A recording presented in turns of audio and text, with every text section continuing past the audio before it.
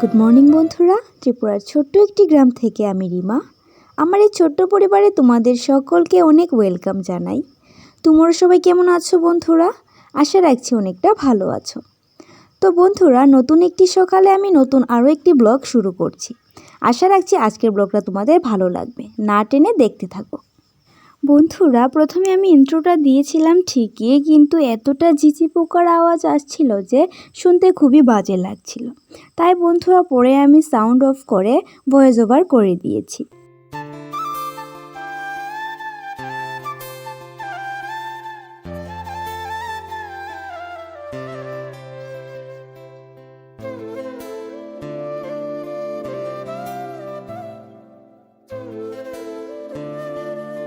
গতকালকে একবার ভেবেছিলাম বেড কভারটা চেঞ্জ করব, কিন্তু বন্ধুরা আর হয়ে উঠিনি, তাই আজই চেঞ্জ করে নিচ্ছি।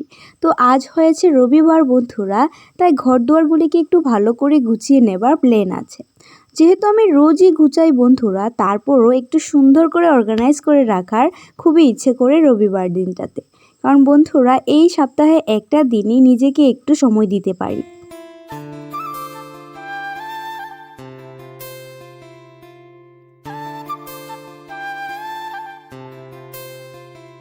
নিজের বাড়ি ভাঙা হলেও বন্ধুরা মনে হয় যেন স্বর্গ। আর এই স্বর্গটাকে আমি রোজ ঘন্টাখানেক সময় দিয়ে পরিপাটি করে নিই। বন্ধুরা, সপ্তাহে একটা দিন একটু ফ্রি মনে হলেও আমি কিন্তু রোজই চেষ্টা করি আমার রুমটাকে ভালো করে গুছিয়ে রাখা।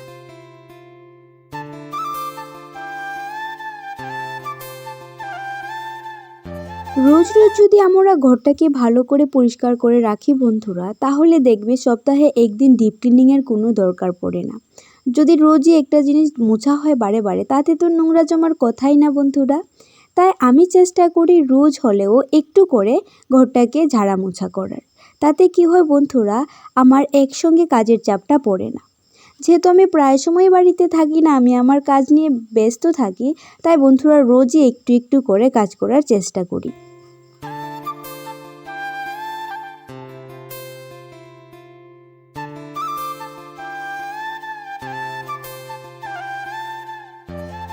আমার রুমটা প্লাস ভাইয়ের রুমটা ভালো করে গুছিয়ে বন্ধুরা, আমি এখন চলে আসলাম বারান্দাটা মুছে নেব। যেহেতু আমাদের দিকে প্রায় প্রতিদিনই ঝড় বৃষ্টি হচ্ছে, তো বন্ধুরা বারান্দাটা প্রচুর পরিমাণে নোংরা হয়ে যাচ্ছে। কারণ বন্ধুরা, উঠান থেকে উঠে যে বারান্দাটা পড়ে, তাই যত কাদামাটি আছে সমস্ত কিছুই বারান্দাতে চলে আসে।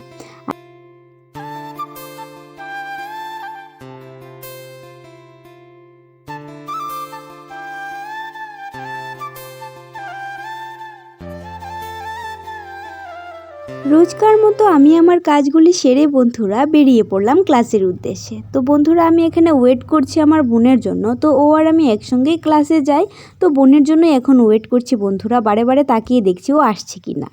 তারপর বন্ধুরা, কম্পিউটার ক্লাস থেকে আমি বাড়িতে ফিরে আসি। আর এখানে দেখো, এখন প্রায় দুপুর 2টার মতো বাজে বন্ধুরা। তো এখানে আমি রান্না করে নিচ্ছি চিকেন। তো বন্ধুরা, যেহেতু আজ রবিবার, তো ভাই চিকেন নিয়ে আসলো, তো এখনই রান্না করে নিচ্ছি।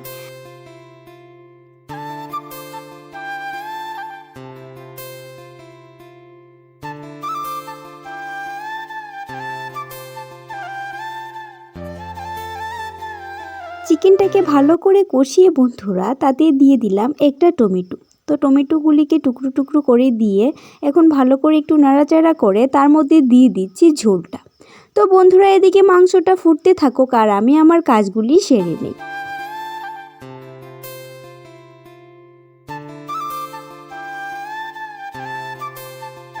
তো বন্ধুরা, ফ্রিজ আনার পর থেকে কি রেখে যে কি রাখবো আমি কিছু বুঝতেই পারছি না। তো আমার যা মাথায় আছে আমি সেগুলি রেখে দিচ্ছি। জানি না আমি এই কাঠবাদামগুলি ফ্রিজে রাখা ঠিক হবে কি না, কারণ যেহেতু আমি আগে কখনো এগুলি রাখিনি, কখনো আমি জানি না, বুঝতে পারছি না। তারপরও বন্ধুরা, একটা কন্টেনারে করে আমি ফ্রিজের মধ্যে রেখে দিচ্ছি, কারণ আজকাল এই বাদামগুলি খাওয়াই হচ্ছে না বন্ধুরা।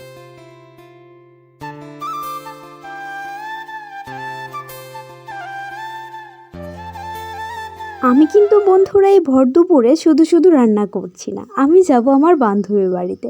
তো মাকে তো একটু হেল্প করে যেতেই হবে, না হয় মা আবার রাগ করবে। তাই আমি মাকে সারপ্রাইজ দেওয়ার জন্যই মা যখন পুষ্যদের কাছে যায় তখনই আমি রান্নার আয়োজন করিনি। যদিও মা চলে এসেছিল, কারণ অনেকটা সময় লাগে রান্না করতে। তো বন্ধুরা, মাকে সন্তুষ্ট করে খুশি করে রেখে যাওয়ার প্ল্যানেই বন্ধুরা এই ভর দুপুরে আমি মাংসটা রান্না করে নিয়েছি।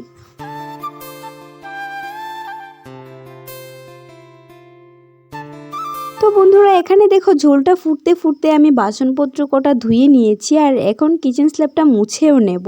তাতে দেখবে মা কিন্তু আজ অনেকটা খুশি হয়ে যাবে। তো আমার উপর রাগ করার কোনো আমি টপিকই রাখলাম না মার কাছে। তো দেখো কাজবাজ সেরে এখন হাত মুখ ধুয়ে বন্ধুরা একটু রেডি সেডি হয়ে বেরিয়ে পড়লাম। এখন আমি চলে যাব আমার বান্ধবীর বাড়িতে। তো এক সানডেতে ও আমার বাড়িতে আসে, আর পরের সানডেতে আমি ওর বাড়িতে যাই। মানে তোমরা কিন্তু ভালো করেই বুঝতে পারছো আমি কার বাড়ি যাচ্ছি। তো বন্ধুরা, আমি যাচ্ছি প্রিয়াঙ্কার বাড়িতে।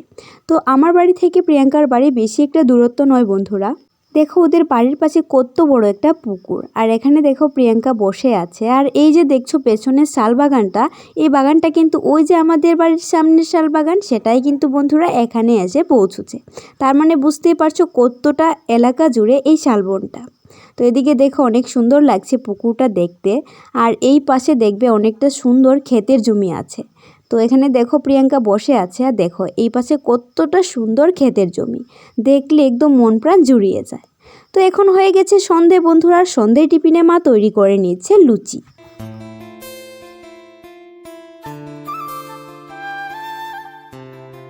মা এদিকে লুচি বেলছে আর আমাকে বলছে তেলটা গরম বসিয়ে দিতে। তো এখানে দেখো বন্ধুরা আমি তেলটা বসিয়ে দিচ্ছি, আর মা যেহেতু বেলে দিচ্ছে লুচিগুলি, তো আমি এখন ভেজে নেব।